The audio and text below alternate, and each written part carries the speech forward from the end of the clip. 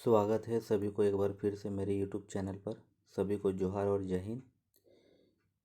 SSC CGL paper Hindi 2, जिसमें हिंदी साहित्य के लिए हम लोग एग्जाम क्रांति बुक से सेट लगा रहे थे, जिसमें हम लोगों ने 2 सेट कंप्लीट कर लिया था और ये आज तीसरा सेट है जिसे हम लोग एग्ज़ाम में बेहतरीन स्कोर करने के लिए लगाएंगे। तो आइए सेट लगाते हैं, जिसमें टोटल 100 प्रश्न है।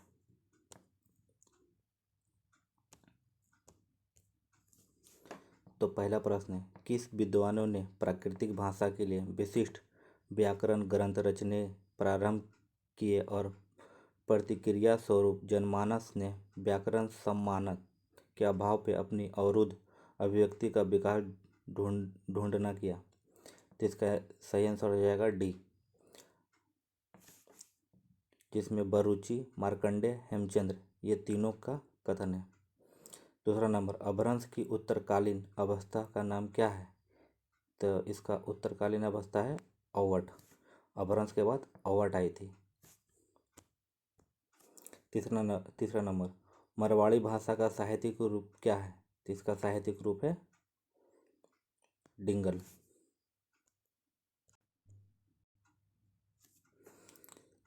नेक्स्ट देखते हैं, नागरी प्रचारिणी सभा काशी के संस्थापक इनमें से कौन नहीं थे? तो इसका सही आंसर हो जाएगा रामचंद्र शुक्ल। इसमें से श्याम सुंदर दास, राम नारायण मिश्र और शिव कुमार सिंह नागरिक प्रचार सभा का काशी के संस्थापक में से थे। इसकी स्थापना 1893 ईस्वी में हुई थी। पाँचवा नंबर, नागरिक प्रचारी सभा के संस्थापक कौन थे? तो ये हो जाएगा ऑप्शन ए, शिव कुमार सिंह और बाबू श्याम सुंदर दास। छठा नंबर, निम्नलिखित में से कौन सा तद्भव शब्द है? तो इसका सही आंसर हो जाएगा पंख, बाकी बात सब तत्सम शब्द है। 7 नंबर, पक्ष का तद्भव रूप क्या है? तो पक्ष का तद्भव रूप होता है पंख।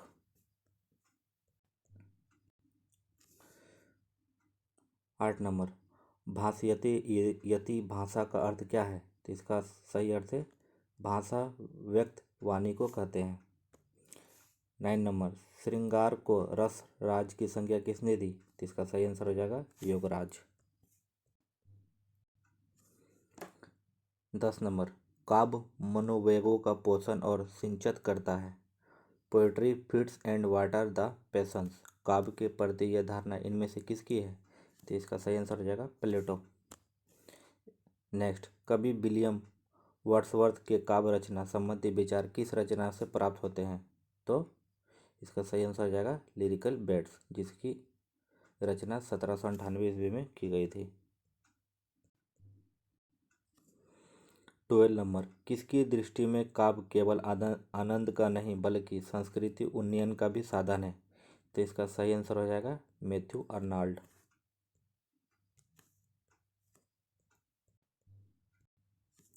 13 नंबर, काव्य की आलोचना पद्धति के अंतर्गत संप्रेरण सिद्धांत अ थ्योरी ऑफ कम्युनिकेशन किसका दिया हुआ है? तो इसका सही आंसर हो जाएगा I.S. रिचर्ड्स। नेक्स्ट, भाव और संवेदना की सर्वोत्तम अभिव्यक्ति जनसाधारण की भाषा में ही हो सकती है, ये विचार इनमें से किस पाश्चात्य आलोचक का है? तो इसका सही आंसर हो जाएगा इलियट। 15 नंबर, प्रयोजन मूलक हिंदी की विशेषता नहीं है, तो इसका विशेषता अलंकारिकता नहीं है। नेक्स्ट देखते हैं, हिंदी काव्य साहित्य में विद्यापति को अपनी किस काव्य कृति के लिए लोकप्रियता प्राप्त है? तो पदावली में विद्यापति को लोकप्रियता मिली थी, लेकिन पुरुष परीक्षा, कीर्तिलता, कीर्तिपिटका ये चारों विद्यापति की रचना है। नेक्स्ट, पदावली की रचना किस भाषा में की गई? तो इसका सही आंसर हो जाएगा मैथिली। नेक्स्ट, कबीर के गुरु कौन थे? तो इनके गुरु थे स्वामी रामानंद। 90 नंबर, कबीर की इनमें से कौन सी कृति है? तो इसका कृति है बीजक। बीजक को 3 भागों में बांटा गया, सखी शबद रमेनी में। सूरदास के गुरु कौन थे? तो सूरदास के गुरु थे वल्लभाचार्य।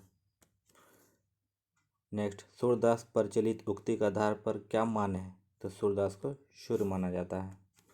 गोस्वामी तुलसीदास के गुरु कौन थे? तो इसके गुरु थे नरहरिदास। 23, गोस्वामी तुलसीदास के आराध्य कौन थे? तो इसके आराध्य थे राम। 24, बिहारी लाल मूलतः किस रस के कवि है? तो ये सिंगारी रस के कवि हैं। बिहारी लाल की लोकप्रिय कृति का नाम क्या है? तो इनका लोकप्रिय कृति का नाम है बिहारी सतसई। 26, कवि रस खान के डैश प्रिय छंद है? तो इसका सही आंसर हो जाएगा सवैया और कवित। 27, कवि रस खान के काव्य में किसकी झांकी मिलती है? तो ये कृष्ण के बाल रूप की झांकी इसमें मिलती है। 28, भूषण किस रस के कवि थे? तो भूषण वीर रस के कवि थे। 29, भूषण मुख्य रूप से किसके आश्रयदाता के दरबार में कवि के रूप में रहते थे? तो यह है शिवाजी। 30 नंबर, भारतेंदु हरिश्चंद्र द्वारा किस नव काव्य भाषा की नींव डाली गई है? तो इसका आंसर है डी, जिसमें खड़ी बोली हो। इसका सही आंसर हो जाएगा खड़ी बोली। नेक्स्ट, भारतेंदु हरिश्चंद्र सत हरिश्चंद्र उनका क्या है? तो उनका है नाटक। 32, इनमें से मैथिली शरण गुप्त को कौन सी उपाधि मिली? तो राष्ट्रकवि की। राष्ट्रकवि की उपाधि महात्मा गांधी द्वारा दी गई थी। इनमें से मैथिली शरण गुप्त की कौन सी कृति है? तो इसका सही आंसर हो जाएगा किसान। किसान मैथिली शरण गुप्त की कृति है, जबकि प्रेम वाटिका रसखान की कृति है। 34, जागो फिर एक बार में किसे जगाया गया? तो जागो फिर एक बार किसे जगाया गया? तो ये देशवासियों को, ये भारतीय दूरदर्शन से नाटक से लिया गया है। 35, निराला ने किस पत्रिका संपादन किया था? तो इसका सही आंसर हो जाएगा मतवाला। 36, रूपाभ पत्रिका का संपादन किसने किया था? तो सुमित्रानंद पंत ने। निराला, पंत, महादेवी प्रसाद, ये चारों छायावाद के स्तंभ माने जाते हैं। 37, नौका विहार कविता किनकी रचना है? तो इसका सही आंसर हो जाएगा सुमित्रानंद पंत जी।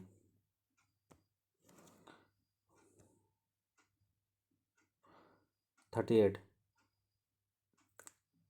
महादेवी वर्मा जी को यामा के लिए ज्ञानपीठ पुरस्कार कब मिला था? तो इसका सही आंसर हो जाएगा 1983 को मिला था। नेक्स्ट, महादेवी वर्मा का प्रथम काव्य संग्रह का नाम क्या है? तो इसका प्रथम काव्य संग्रह का नाम है निहार, जो 1930 में लिखी गई थी। 40 नंबर, बीती विभावरी जागरी जयशंकर प्रसाद की किस काव्य के अंतर्गत है? तो इसका सही आंसर हो जाएगा डी, लहर। नेक्स्ट, लहर काव्य की रचना कब की गई थी? तो इसका सही आंसर हो जाएगा 1932। दिनकर को ज्ञानपीठ पुरस्कार से किस वर्ष सम्मानित किया गया था? तो इसका सही आंसर हो जाएगा उर्वशी के लिए इनको 1972 ईस्वी में सम्मानित किया गया था। 43, दिनकर को किस कृति के लिए साहित्य अकादमी पुरस्कार दिया गया? तो संस्कृति के 4 अध्याय। संस्कृति के 4 अध्याय के लिए इनको 1959 में इनको साहित्य अकादमी पुरस्कार मिला था, जबकि संस्कृति के 4 अध्याय का इनकी रचना 1956 में ही हो गई थी। 44, अज्ञ का जन्म किस जिले में हुआ था? तो देवरिया जिले। अज्ञेय का निधन कब हुआ था? तो इसका सही आंसर हो जाएगा 1987। नागार्जुन किस नाम से भी प्रसिद्ध हैं? तो बाबा। 47, स्वदेशी शासक किसकी कविता है? तो इसका सही आंसर हो जाएगा नागार्जुन। सर्वेश्वर दयाल सक्सेना आकाशवाणी के किस केंद्र में समाचार विभाग से संबंध थे? तो इसका सही आंसर हो जाएगा दिल्ली। 49 सर्वेश्वर दयाल सक्सेना ने किस सरकारी विद्यालय की नौकरी से जोड़े थे? तो इसका सही आंसर हो जाएगा शिक्षा विभाग। नेक्स्ट, हाई स्कूल की परीक्षा के पास हो जाने के साथ ही किसके जीवन काल में कठिनाइयां दस्तक देने लगी थी? तो ये धूमिल जी के।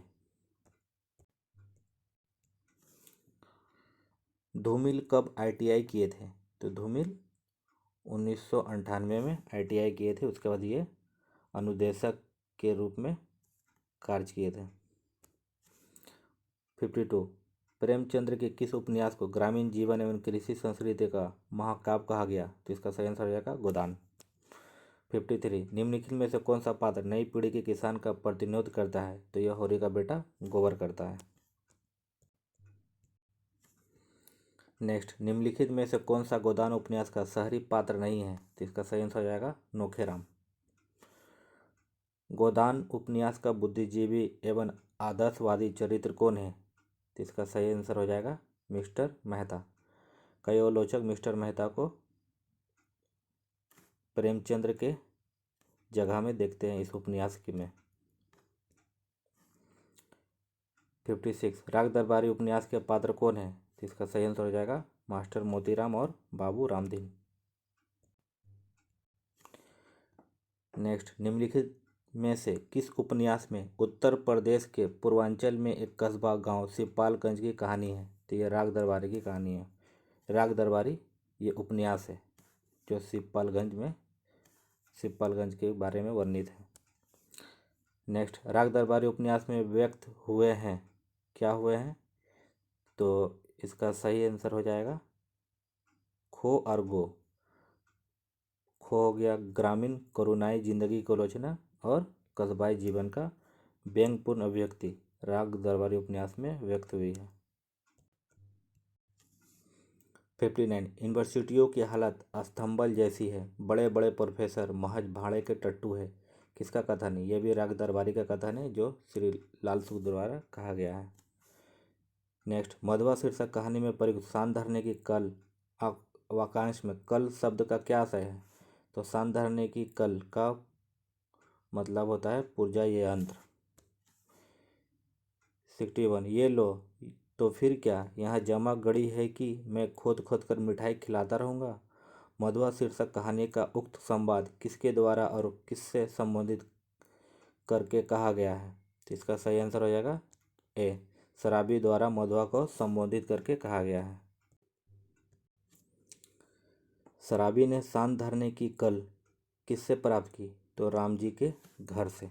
राम जी शराबी का दोस्त था। 63 निम्नलिखित में से कौन सा वाक्य शुद्ध नहीं है? तो इसका सही आंसर हो जाएगा सी, पर्याप्त सुख सुविधा पा जाने के बावजूद से कभी कल नहीं पड़ी थी। तो यह गलत है। नेक्स्ट, तभी मिसेज वासवानी की आवाज़ सुनाई पड़ती है, मेरे ख्याल से परमिला वहाँ जरूर पहुँचेगी। क्यों डार्लिंग? उपयुक्त संवाद का आशय है कि। इसका सही आंसर हो जाएगा ए, मिसेज वासवानी शव यात्रा में अंतिम संस्कार के दौरान परमिला के साथ सुखद साहचर्य की कल्पना से खुश है। ये दिल्ली में एक मौत कहानी का वाक्य है। नेक्स्ट, निम्नलिखित में से पूरी तरह सज संवर कर शव यात्रा में शामिल नहीं होता है। तो इसका सही आंसर हो जाएगा, इसका आंसर गलत दिया है लेखक स्वयं, क्योंकि ये शामिल होता है। मेरे हिसाब से यह सरदार जो होना चाहिए, डाउटफुल क्वेश्चन है। आप लोग बताइए कमेंट बॉक्स में 65 का सही आंसर क्या होगा। 66 कथाकार कमलेश्वर का जन्म कहाँ हुआ था? तो इनका जन्म हुआ था मैनपुरी। मैनपुरी उत्तर प्रदेश में स्थित है। कमलेश्वर ने किस विषय में एमए किया था? तो इसका सही आंसर हो जाएगा हिंदी साहित्य में। गजाधर बाबू पुनः नौकरी करने का निर्णय क्यों लिया? क्योंकि परिवारजनों के अपेक्षापूर्ण व्यवहार एवं आत्मसम्मान पर संकट को दृष्टि में रखकर। नेक्स्ट, इस कहानी का शीर्षक वापसी क्यों रखा गया? इसका सही आंसर है ए। सेवानिवृत्ति और तदुत्तर घर लौटने के बाद उत्पन्न निराश से ग्रस्त होकर इस कहानी के मुख्य पात्र गजाधर बाबू की पुनः नौकरी पर वापसी हुई।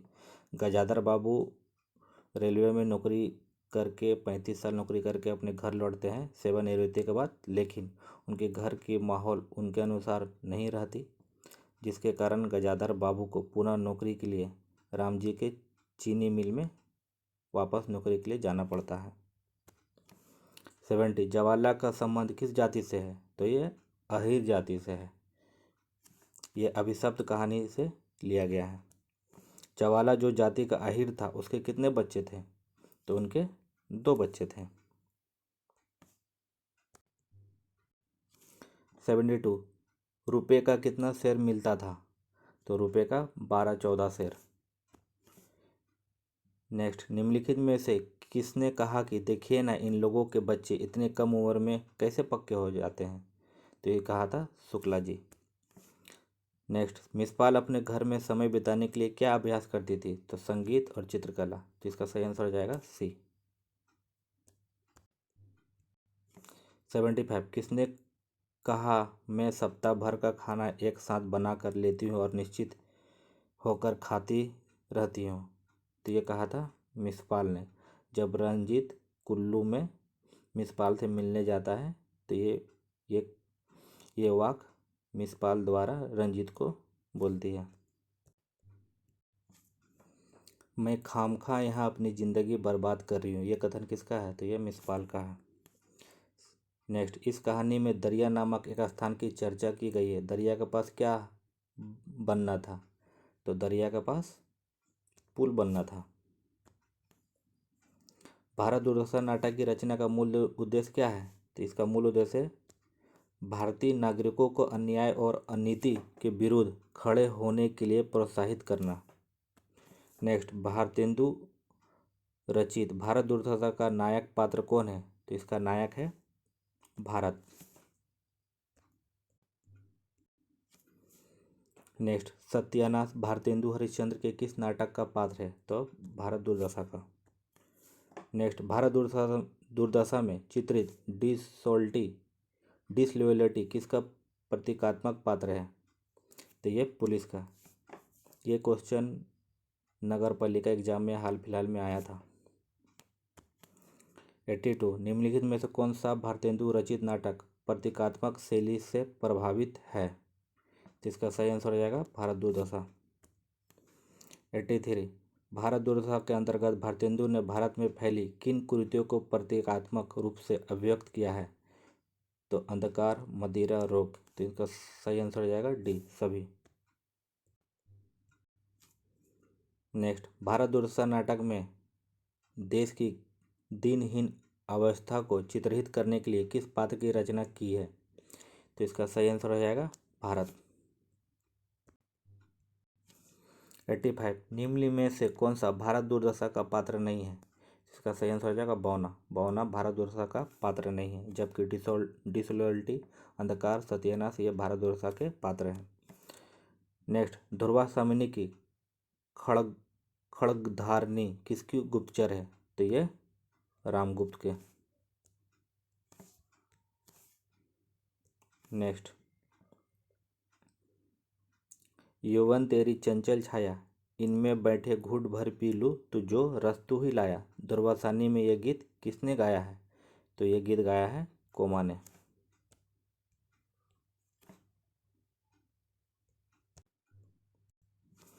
88 आधे अधूरे नाटक के संदर्भ में सही कथन है। इस नाटक का प्रकाशन 1969 में हुआ था, यह सही है। यह नाटक धर्मयुग पत्रिका में प्रकाशित हुआ, यह भी सही है। मोहन राकेश का यह तीसरा एवं बहुचर्चित नाटक है, यह भी सही है। तो इसका सही आंसर हो जाएगा डी। नेक्स्ट, आधे अधूरे नाटक के संदर्भ में सही कथन है। तो इसका सही कथन है ये नाटक पारिवारिक जीवन के विघटन की गाथा है, तो यह सही है। मध्य वर्गीय परिवार की आंतरिक कला का चित्रण हुआ है, यह भी सही है। स्त्री पुरुष के बीच लगाव तथा तनाव का दस्तावेज है, तो यह भी सही है। तो उपरोक्त सभी। 90 नंबर, कबीर दास के गुरु कौन थे? तो कबीरदास के गुरु थे रामानंद। नेक्स्ट, कबीर की भाषा क्या थी? तो कबीर की भाषा थी सदुकड़ी। कबीर की भाषा सदुकड़ी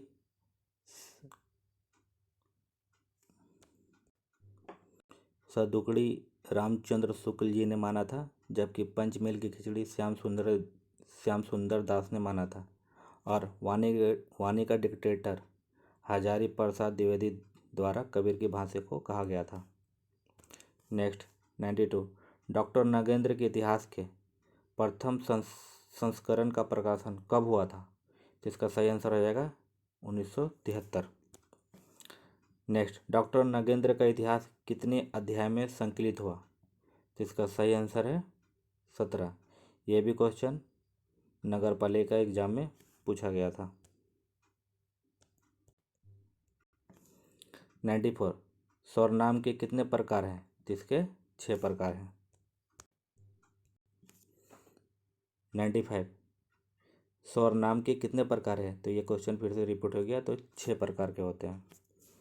नेक्स्ट, निम्नलिखित क्रियाओं में से कौन सी क्रिया अनुकरणात्मक नहीं है? फड़फड़ाना, मिमियाना, झुठलाना, हिनहिनाना। तो झुठलाना। सभा में विषयी लोग थे, इसमें विशेषण का कौन सा भेद है? तो इसका सही आंसर हो जाएगा डी, अनिश्चित संख्यात्मक। विषयों का मतलब यहाँ अनेक लोगों से है। नेक्स्ट, बस 10:30 पर आई, रेखांकित कारक का नाम बताइए। तो इसका सही आंसर हो जाएगा अधिकरण। अधिकरण में पर, से, ये सब अधिकरण के कारक हैं। तन मन धन में कौन सा समास है? तो ये द्वंद्व समास है, जिसमें योजक लगे होते हैं। 100 क्वेश्चन, आंखें बिछाना का क्या अर्थ है? आंखें बिछाना का अर्थ है प्रतीक्षा करना।